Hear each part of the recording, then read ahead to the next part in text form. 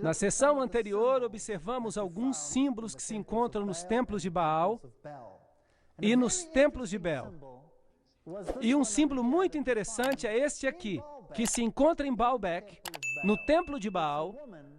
É uma mulher com uma taça na sua mão. Agora, o livro de Apocalipse fala de uma mulher montada numa besta e que tem uma taça de ouro na sua mão. Fascinante encontrar estas imagens em vários lugares. Se você for a outros templos, vai notar que eram templos de morte. Você sempre encontrará tumbas e ossos neles. Você sabia que não há nenhuma catedral no mundo onde não se caminhe sobre cadáveres de homens? Não há nenhuma catedral no mundo que seja construída sem corpos mortos.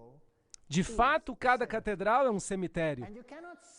E não se pode celebrar a missa sem catedral ou igreja, se não há uma relíquia de um indivíduo morto nesse templo em particular. Assim que, se você entra numa catedral grande, você estará andando sobre corpos de homens mortos. Se você fosse aos templos de Baal, onde na Bíblia lemos acerca de pequenos anjos? Em parte nenhuma, em nenhuma parte. Os anjos são descritos na Bíblia como seres masculinos de grande poder, seres magnificentes. No templo de Baal, eram reduzidos a pequenos anjos, como Cupido, pequenos anjos gordinhos. Ali estão os do templo de Baal. Onde os encontramos hoje em dia? Vamos encontrá-los em todas as igrejas. Agora, observemos aqui em cima um simbolismo interessante que está no teto. Vamos nos aproximar mais e encontraremos uma águia de pé sobre uma chave. Há muitas igrejas que usam este símbolo hoje. Ali temos o grande deus Osíris, com asas e cones de pinho, e os deuses e as deusas da luxúria, do desejo, dentro dos hexagramas e dos hexágonos. E os hexagramas e os hexágonos ficam no teto do templo de Baal. Como você pode vê-los ali, se você olhar para cima? Esta é a cidade das palmas, Palmira. E tem a maior coluna que ainda existe nos dias de hoje. Ainda hoje há palmeiras por aqui. Este é o maior conjunto de colunas romanas ainda existente. E se você observar, elas ainda são magníficas. E se você olhar na parte de trás, há o templo de Bel. Agora, a palavra Bel é usada pela indústria de maneira exclusiva. E você encontrará inúmeras alusões a Bel no mundo de hoje. Ali está o templo de Bel. Este é o templo mais bem preservado de Bel no mundo. Provavelmente uma forma de Baal. E este é o pátio, na parte de fora do templo. Este era o lugar onde se ofereciam sacrifícios. Também tinha um lugar santo e um lugar santíssimo. Estava estruturado no mesmo plano, basicamente, que o templo de Israel. Mas, seguramente, Satanás é um anjo caído do céu e ele também tinha os seus planos. Assim que o templo dele é uma falsificação da história celestial. Se você observar acima, no teto, vai ver o simbolismo do sol, e temos as palmeiras, e temos também as divindades representadas com cones de vinho, e temos também as divindades representadas com cones de pinho, e romãs e abacaxis, e você encontrará auréolas ao seu redor. Ao redor das divindades do sol. Outra vez você vai encontrar penas e águias. E uma coisa interessante, coisas muito interessantes nas paredes, das quais nem sequer necessitamos discutir. Esta aqui é muito interessante. É a chama de Lúcifer. Esta é a chama de Baal. Com o que ela se parece? Parece a tocha olímpica. Em realidade, acabaram de acender uma outro dia. E se você observá-la na televisão, ela faz uma oração a quem? A Apolo, ao Deus Sol. Não está morto hoje em dia. Está apenas disfarçado. Seguramente temos as uvas de Baco, temos as flores de lis e os triângulos e as esfinges, com os seus peitorais, representações femininas. Aqui está uma, e anjos com asas entre cones de pinho. E há um triângulo, ao contrário, invertido, com águias dentro. Este simbolismo é usado hoje em dia por todas as entidades políticas do mundo. Assim que temos muitas coisas que perceber no livro de Apocalipse. A águia em todas as suas formas é um símbolo de muitas nações. Assim que o livro de Apocalipse vai nos contar acerca deste grande conflito entre o bem e o mal. Este grande conflito entre a idolatria e a adoração ao Deus verdadeiro. Vamos examinar coisas que vão deixar você surpreso. Vamos ver os detalhes que se passam por trás das cenas. Como o mundo de hoje está se movendo para colocar no trono outro poder. E o livro de Apocalipse nos adverte acerca dessas coisas. Assim que vamos analisar o primeiro capítulo, verso por verso. Revelação de Jesus Cristo, as quais lhe deu para mostrar aos seus servos as coisas que brevemente devem acontecer. Que maravilha! Portanto, ele nos dirá antes do tempo que vai acontecer. Agora, se alguém tem o poder de dizer a você exatamente o que vai acontecer antes de acontecer, não é essa uma pessoa em quem se pode confiar? Eu diria que sim. De fato, foi a profecia que me mudou, de um homem ateu para um homem crente. E a experiência me ensinou a seguir a Jesus Cristo. Ele não está apenas no papel, ele é real. Tem crédito, é confiável e as suas promessas são verdadeiras. Ele diz, nunca te abandonarei, nem te deixarei. E eu descobri que ele é digno de confiança. E disse, e pelos seus anjos as enviou e as notificou a João. Assim que João está agora recebendo o qual testificou da palavra de Deus e de todo o testemunho de Jesus Cristo, de tudo o que se tem visto. Portanto, ainda que vamos falar de coisas bem terríveis, nas conferências por vir, eu os advirto de novo. Vai ser algo que vocês jamais escutaram. E algumas pessoas, quem sabe, me dirão, por que você está tão concentrado nas coisas que o mal está fazendo? Por que não fala apenas de Jesus? Gostaria de falar apenas acerca de Jesus. Mas há um problema. Como você se sentiria se tivesse um filho que você realmente ama? Vamos falar de amor. Digamos que você tem um filho e você realmente ama esse filho. Mas você sabe que seu filho está ocupado fazendo coisas indevidas e que esse filho vai ser destruído se continuar por esse caminho. Como é que você se sentiria? O que você faria? Não serve de nada continuar dizendo ao filho o quanto o amamos, porque este filho está distraído com o que o está absorvendo. Seguramente, se o seu filho está envolvido com drogas, é muito importante mostrar-lhe o quanto o amamos, mas também é importante adverti-lo. Sim ou não? Sim. Então é isso que temos que fazer. Quando nós educamos os nossos filhos assim, o que estamos fazendo? Advertindo dos perigos das drogas. Certo? E se dizemos ao filho que vai acontecer com você isto, será que ele vai ouvir? Não. Algo de especial tem que acontecer no coração. Mas essas coisas são importantes para que o filho possa tomar uma decisão final. E o que acontece se você vir o seu filho se unindo a, sei lá, um grupo muito mau, que finalmente o levará à destruição? Você não gostaria de dizer ao filho, aqui estão os erros, os enganos deste grupo ou organização. Sim ou não? Não gostaria de salvar o seu filho e evitar que ele caísse nesse problema? Então, se infelizmente é assim, há muitos enganos, há muitas coisas, é um caminho espaçoso que conduz à destruição. E vamos ter que revelá-lo, ainda que seja doloroso. Vamos falar do que é negativo. Mas por que fazemos isso? Porque queremos que as pessoas escolham o lado positivo. E se pudermos tomar todos os parâmetros deste mundo e pudermos dizer isto é enganoso, por esta e esta razão, e por causa deste ou daquele aspecto, finalmente vai restar o quê? Jesus Cristo.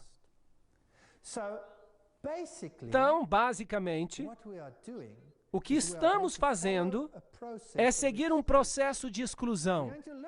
Vamos ver os vários componentes de Babilônia, e então, quem sabe, vamos descobrir, de uma forma ou outra, temos sido enganados. Todos temos sido enganados. Estão mentindo a todos nós. Todos nós que estamos sentados aqui fomos de uma forma ou outra enganados. É um pensamento terrível. Mas ao final a verdade vai se cristalizar. Há apenas um que é digno de confiança. E este é Jesus Cristo. Apenas Ele pode salvar-nos. Eu sou a porta, o caminho, a palavra. Aquele que crê em mim não perecerá. É o que ele diz. Isso é verdade ou é mentira?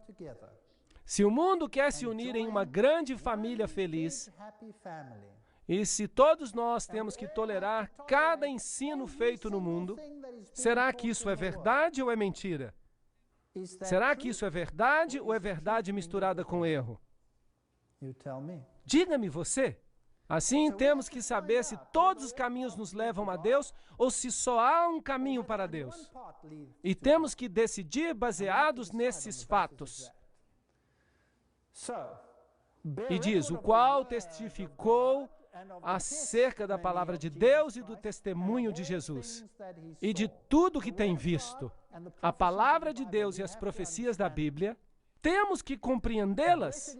Bem-aventurado aquele que lê e ouve as palavras desta profecia e guardam as coisas que nela estão escritas, porque o tempo está próximo. João às igrejas que estão na Ásia. Vamos examinar em detalhes nas nossas conferências. Graça e paz seja convosco, daquele que é e era e há de vir, e dos 7 espíritos que estão diante do seu trono. Agora, obviamente, a Bíblia nos ensina que há apenas um Deus. Pai, Filho e Espírito Santo. Assim que o número 7 é o número da perfeição. Também haverá 7 períodos de tempo. Vamos debater os eventos dos períodos de tempo, divididos em 7. Assim que os 7 espíritos diante de Deus representam um espírito perante Deus, o número perfeito, 7, através de todo o tempo da história. Um espírito. Portanto, não deveríamos ficar confusos com vários espíritos, porque a Bíblia tem que estar em harmonia consigo mesma. E logo a parte grandiosa de Apocalipse capítulo 1 nos diz quem é o autor. Está escrito de uma forma maravilhosa. Está escrito de uma maneira que se chama epanados. Agora, um epanados é como um quiasma, exceto que em vez de descrever os eventos, ele os cita em uma determinada sequência.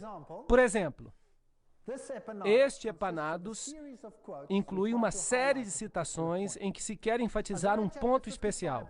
Isaías 55:4 fala acerca da testemunha, é uma referência a Apocalipse 1:5, que é uma citação de Isaías. E se vai até o final desta, há uma outra citação em Apocalipse 1:16. É um verso que também vem de Isaías.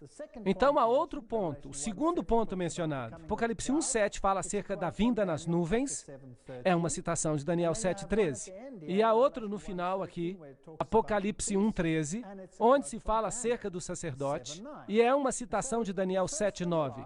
Assim que o primeiro e o último são de Isaías, e o segundo e o penúltimo são de Daniel, e o terceiro e o antepenúltimo são de Zacarias. E logo há 2 no meio. Bum, bum. Assim que estes versos sublinham o tema central. É isso que é um epanados. Como que uma rima emparelhada. E o tema central é: eu sou o alfa e o ômega. Se retirar um desses, já não vai haver esse emparelhamento. Tem que haver os 2 no meio. E assim, algumas Bíblias, e eu digo que a Bíblia se repete a si mesma, se você tirar os versos, você destrói a estrutura. Você não pode tirar uma palavra da Bíblia, ou você fica com um problema sério. Nem só de pão viverá o homem, mas de toda palavra que sai da boca de Deus. Bem, é melhor que nos asseguremos que vamos lê-la toda. toda. Há uma conferência especialmente só para isso, fascinante. Bem, o livro de Apocalipse, capítulo 1, prova que Jesus Cristo é o grande eu sou. Ele é Deus. Agora, isso é um problema hoje. É um problema porque se Jesus é Deus, e se Jesus é o caminho, a verdade e a vida, e se Jesus é a única forma pela qual podemos ser salvos, bem, aí temos um problema. Se você quer entrar no mesmo barco com todas as religiões do mundo,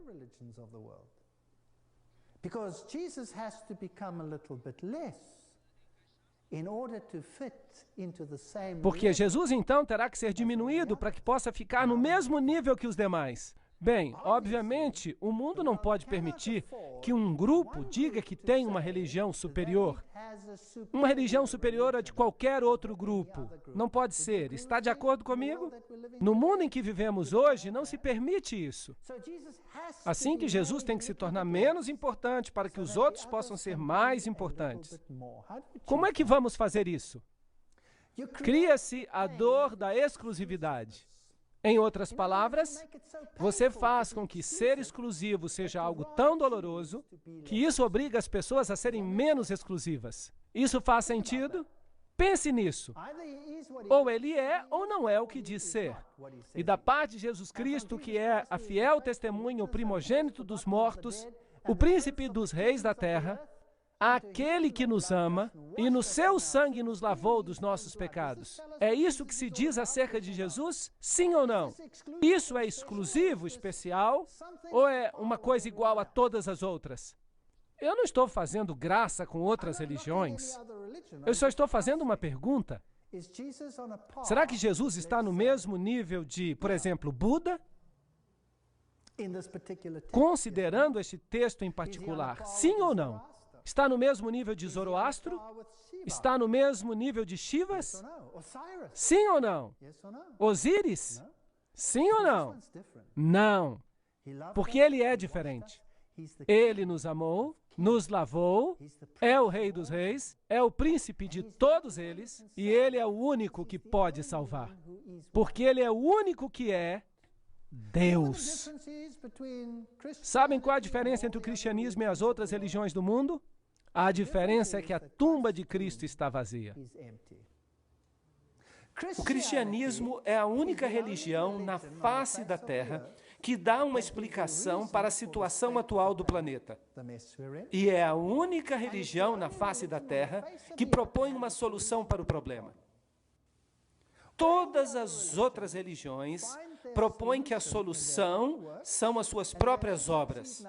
E se alguém não é bem-sucedido, essa pessoa tem que ficar tentando, através de várias reencarnações até que consiga. Será que isso está melhorando ou está piorando?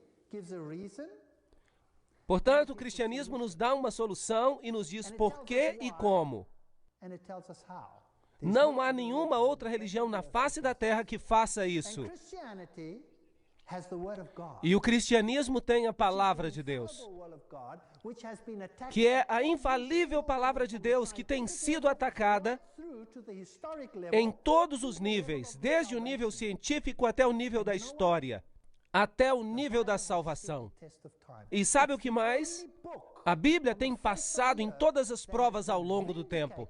E é o único livro na face da Terra que tem sido justificado, reivindicado cientificamente, arqueologicamente, historicamente e em termos da sua premissa de salvação.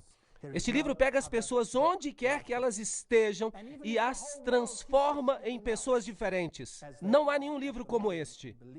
E ainda que todo mundo ensine algo diferente, como estão fazendo neste momento, creiam que estão fazendo isso, então peguem esse assunto da evolução e da criação e deem uma olhada. Falo isso com base científica. Eu fui professor de universidade por mais de 30 anos. Fui professor de zoologia. E provavelmente eu era o único naquela universidade secular que não cria na evolução. Isso exigiu muita coragem. E os fez reis e sacerdotes para Deus e seu Pai, e a Ele glória e poder para todos sempre. Amém. Eis que vem nas nuvens e todo olho verá, e até mesmo os que o traspassaram e todas as tribos da terra se lamentarão sobre ele. Sim, amém. Em outras palavras, em vez de terem essa alegria suntuosa na vinda de Cristo, a maioria fará o quê? Se lamentará. Aqui há uma história diferente daquela que está sendo ensinada ao mundo cristão hoje, que fala a respeito da restauração do reino e de uma segunda oportunidade. Alguns dizem, não temos que esperar até que todo olho veja, porque seremos arrebatados. Será que a Bíblia ensina isso? Eu sou o Alfa e o Ômega. Aí está o centro do Epanados, o princípio e o fim, diz o Senhor, que é, que era e que há de vir, o Todo-Poderoso. Isso é falar diretamente. Jesus Cristo, no livro de Apocalipse, não é somente identificado como Rei dos Reis e Salvador do mundo, mas é identificado como Deus. Se fazemos de Jesus menos do que Ele é, então temos um problema, porque deixamos de ter um Salvador. Porque então esse Salvador estaria no mesmo buraco, no mesmo barco em que nós nos encontramos. Portanto, Ele é Deus. Eu, João, que também sou vosso irmão e companheiro nas aflições, no reino e na paciência de Jesus Cristo, estava na ilha de Pátimos por causa da palavra de Deus. Assim, se você prega a palavra de Deus, você fica encrencado. E pelo testemunho de Jesus Cristo, que é a palavra profética de todos os tempos. E então, se você prega profecias, você também fica encrencado. Vocês estão todos preparados para o que vem à frente? Quando nós olhamos algumas dessas coisas, a gente fica assustado. Nós vamos olhar algumas coisas muito interessantes. Eu estava em espírito no dia do Senhor e ouvi uma grande voz atrás de mim, como de uma trombeta. Apocalipse 1, 8 a 10. Em que dia estava ele no Espírito? Eu estava no Espírito no dia do Senhor, Apocalipse 1, 10. Se guardares o teu pé de profanares o sábado, de buscares o teu próprio prazer no meu dia santo, e chamares o sábado deleitoso, dia santo do Senhor, e honorável, Isaías 58, 13, é o único dia que é chamado de dia santo do Senhor. Obviamente, ele estava em espírito, então, no dia do sábado. Mas Marcos 2, 28 também fala que o Filho do Homem é Senhor também do sábado. Obviamente, ele recebeu a visão nesse dia, no dia de sábado. E Deus mostrou a ele o que estava prestes a ocorrer em todo o mundo. Dizendo, eu sou o Alfa e o Ômega, o primeiro e o último. E o que tu vês, escreve-o num livro. E envia-o às 7 igrejas que estão na Ásia. E eu não vou falar dos detalhes, porque vou falar deles na próxima palestra. Para Éfeso, Esmirna, Pérgamo, Tiatira, Sardes, Filadélfia, Laodiceia. Cada nome tem um significado especial. Até a localização tem um significado especial. Apocalipse 1, 11. Eu me virei para ver a voz que falava comigo, e quando eu me virei, eu vi 7 candelabros de ouro. Onde é que ele está vendo Jesus? Em que compartimento ele vê Jesus? Ele o vê no compartimento santo.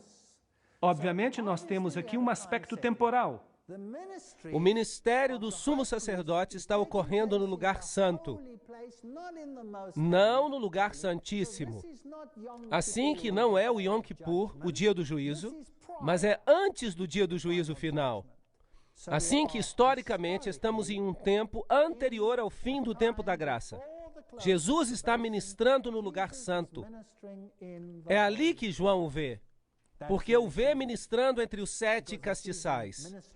Historicamente, isso é importante. Se você observar a rota postal antiga, você vai ver várias cidades. Éfeso, Esmirna, Pérgamo, Tiatira, Sardes, Filadélfia, Laodiceia. Essa é a mais antiga rota postal. E vamos cobrir este tema na próxima conferência. E ele então tem essa grande visão que ele está ministrando entre os 7 castiçais de ouro, E os castiçais simbolizam o quê? A luz do mundo. Jesus é a luz do mundo. Apocalipse 1:3. E no meio dos 7 castiçais, um semelhante ao Filho do Homem. Jesus, o sumo sacerdote que ministra por nós. Ele é a luz do mundo. Ele é o pão do céu, o pão da presença. Ele é o nosso mediador. Ele é o altar do incenso. E o incenso que acende representa o ministério de Cristo, fazendo com que as nossas orações sejam aceitáveis diante de Deus. A Deus, por meio de suas mediações, chegam as orações.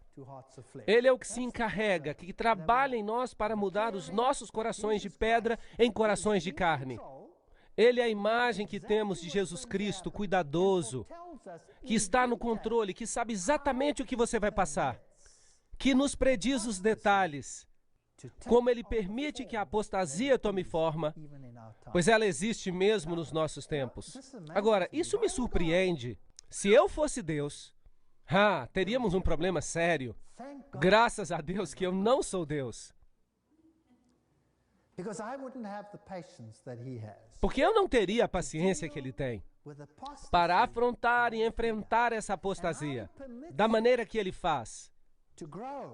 Como Ele permite que ela cresça e dê fruto para que todos possam ver o que ela é. Por certo, se você olha para o mundo hoje em dia, é um lugar prazeroso? Não, já não é um lugar prazeroso. Em alguns países, eu venho da África do Sul, as nossas casas viraram prisões. Há assassinatos à direita e à esquerda, e por todos os lados foram assassinadas. É horrível o que está acontecendo. E ninguém, nem mesmo sabe, se você toma um país como o Zimbábue, que estão sendo expulsos de suas terras, já não há santidade de nada. Estamos vivendo em tempos horríveis.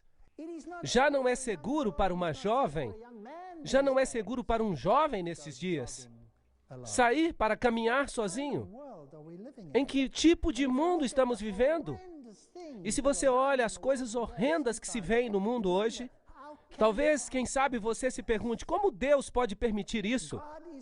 Deus está permitindo que o pecado e a apostasia amadureçam até o ponto em que todos possam ver o que significa escolher contra os caminhos da justiça de Deus em favor dos caminhos dos homens.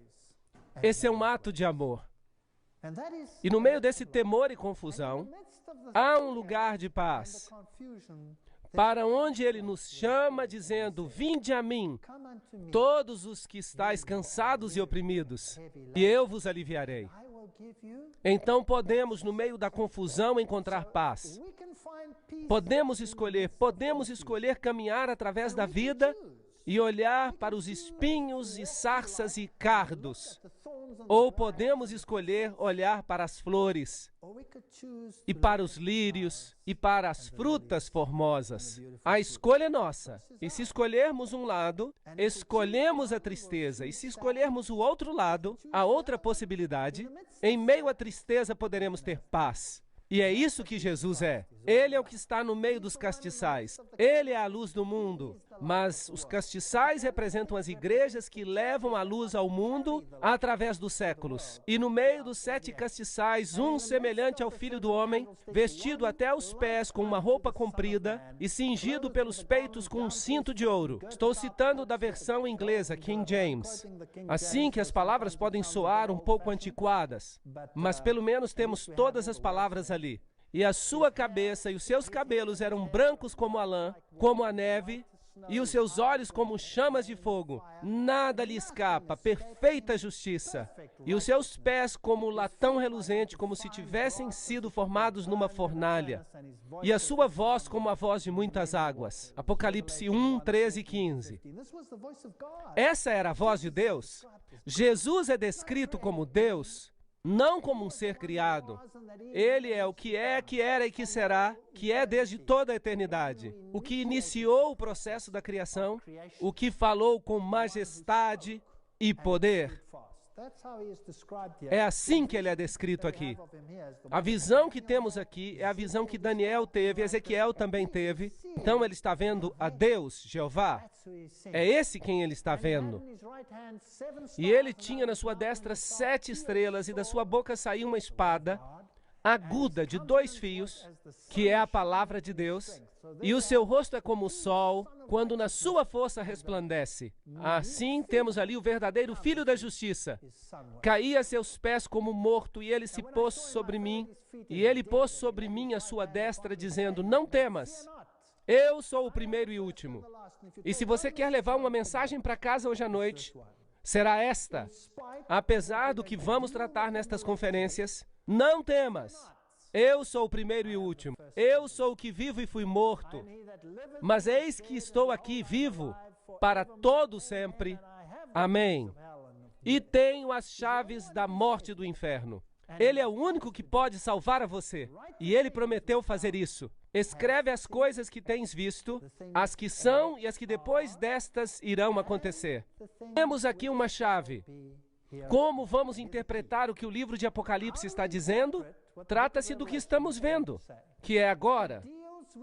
As coisas que são. O profeta está vendo que as suas visões se aplicam a este tempo, e as que depois destas vão acontecer. O que é isso? O futuro. Então, como lemos o livro de Apocalipse? Seguramente esta é a chave. Então, se esta é a chave, ela se aplica ao que se passou, a esta altura e ao longo da história, até o futuro. Sim ou não? Deus é justo.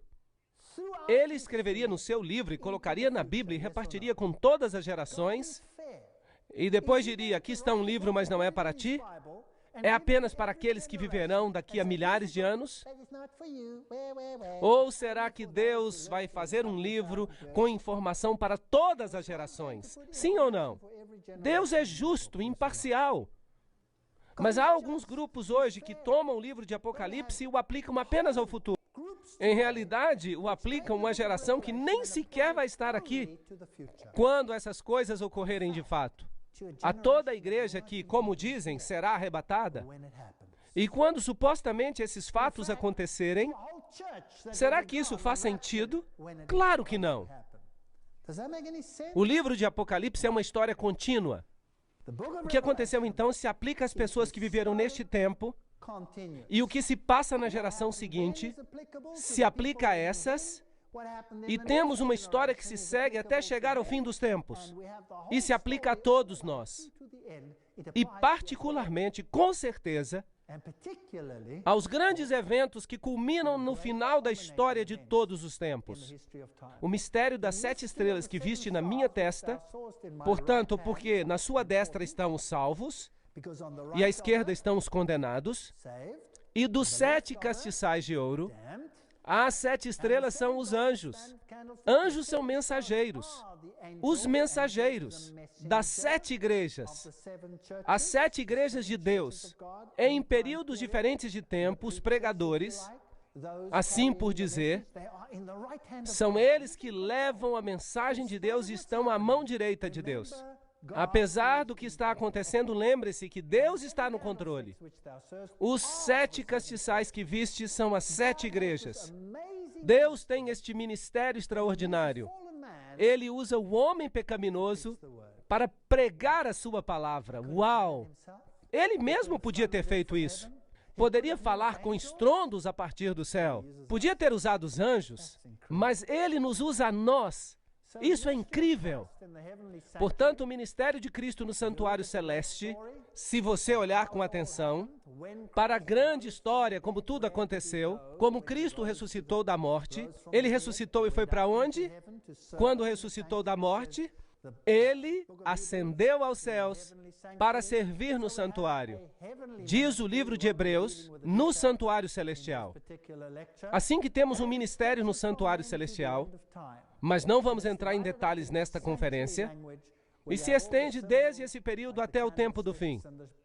Está dividido nesta linguagem do santuário em que temos todos os símbolos, como o castiçal, o pão da vida, da proposição, o altar do incenso no primeiro compartimento e depois o segundo aposento. Então sabemos que estamos numa linha de tempo e não vamos nos perder no livro do Apocalipse. E ele me disse, até 2.300 tardes e manhãs, e o santuário será purificado. Daniel 8,14. Portanto, a profecia vai até um tempo particular da história. Vamos tratar dessa profecia mais tarde. Há uma conferência sobre isso. E a podemos encontrar mais tarde. Mas um pouco mais de informação, em Daniel 8 nos é descrito o progresso de uma profecia espantosa. E veio para perto de onde eu estava, este anjo, e vindo ele, me amedrontei e caí sobre o meu rosto. Mas ele me disse, entende, filho do homem, porque esta visão acontecerá no tempo do fim. Não no fim do tempo, mas no tempo do fim. Estando eu ainda falando na oração, o homem Gabriel, que eu tinha visto na minha visão, no princípio, veio dizendo, Daniel, agora saí para fazer-te entender o sentido. E logo continua a nos dar essa profecia espantosa, que é uma profecia messiânica. A mais perfeita profecia que você pode imaginar, porque nos dá o tempo em que o Messias viria. E essa profecia é tão precisa, que no Talmud se lê que os ossos da mão e os ossos do pé, dos dedos, caiam e se decomponham daqueles que se voltarem para as páginas do livro de Daniel, para descobrir o tempo de Daniel 9, 24 e 27. Isso está escrito no Talmud. E que sua memória desapareça da face da terra para todo sempre. Lei Talmúdica, página 978, seção 2. Por que o Talmud judaico contém uma maldição assim? Para alguém que trate de decifrar o período de Daniel 9, 24 a 27. Vou explicar por quê. Porque o texto nos diz exatamente quando virá o Messias. E nos diz exatamente o que o Messias vai fazer. Não estamos estudando essa profecia em detalhes, porque há todo um vídeo sobre isso. Você pode vê-lo. Mas, em realidade, o centro do problema é que isso se aplica a somente um Messias na história da humanidade. E este é Jesus Cristo. Ninguém mais. E se eles aceitassem Daniel 9, 24 a 27, o que aconteceria à religião judaica? Teria que se converter à religião cristã. E desapareceria da face da terra. E isso é algo que eles não querem. Assim que é melhor maldizer aquele que analisa essas páginas. Elas nos dizem quando o decreto sairá, elas nos dizem quando o Messias começaria o seu ministério, e nos dizem quando o Messias morreria. 31 depois de Cristo. E nos dizem quando o Evangelho iria aos gentios. É uma profecia espantosa. É uma profecia de 2.300 anos, que aborda esse tremendo período de tempo, desde o momento quando se publicou o decreto para restaurar Jerusalém, até o tempo do juízo. E há uma data ali, 1844, porque os 2.300 dias proféticos, ao se somar tudo, dão 2.300 anos a partir da lei. E a Bíblia nos diz no livro de Números e no livro de Ezequiel, que podemos equivaler um dia a um ano profético. Logo chegamos a uma data interessante, mas vamos ver sobre isso em outra conferência. É muito complicada para analisarmos tudo agora. E logo há um tempo que a Bíblia chama de tempo do fim. Estamos vivendo nesse tempo agora mesmo. E logo chegaremos ao tempo da eternidade. E a Bíblia nos ensina que Jesus está seguindo com o seu ministério, como foi tipificado no serviço do santuário terrestre. Hebreus 9:11. Mas vindo Cristo, o sumo sacerdote dos bens futuros, por um maior e mais perfeito tabernáculo, não feito por mãos, isto é, não desta criação, não é terrestre, nem por sangue de bodes e bezerros, mas por seu próprio sangue. Entrou uma vez no santuário, Hagion, havendo efetuado uma eterna redenção por nós. Ponto muito importante. Isso é o que diz a versão King James em inglês. Algumas traduções modernas não dizem isso, assim que trocaram o lugar santo pelo lugar santíssimo. Então temos um problema, porque agora o ministério de Cristo tem que se mover no tempo. Mas isso é uma história complicada da qual vamos tratar depois. Não pode ser no lugar santíssimo, tem que ser no lugar santo, porque se fosse no lugar santíssimo, não diria Hagion, mas Hagia Hagion. E não diz isso, diz apenas Hagion, que significa santuário. Hebreus 9:12. Nem por sangue de bodes e bezerros, mas pelo seu próprio sangue. Assim que este ministério pode ter começado apenas uma vez, quando Jesus morreu. Por isso, Jesus deve ter entrado no santuário para iniciar esse ministério, somente depois da sua morte. O que significa que ele entrou no primeiro aposento e não no segundo aposento, porque o sumo sacerdote só entrava no segundo aposento uma vez por ano.